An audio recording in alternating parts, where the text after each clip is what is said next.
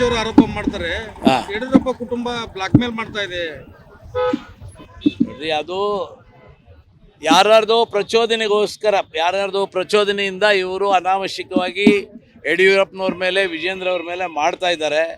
ವಿಜೇಂದ್ರ ಅವ್ರನ್ನ ಇವತ್ತು ಯಡಿಯೂರಪ್ಪನವರು ರಾಜ್ಯಾಧ್ಯಕ್ಷರನ್ನಾಗಿ ಮಾಡಿ ಆಯ್ಕೆ ಮಾಡಿಲ್ಲ.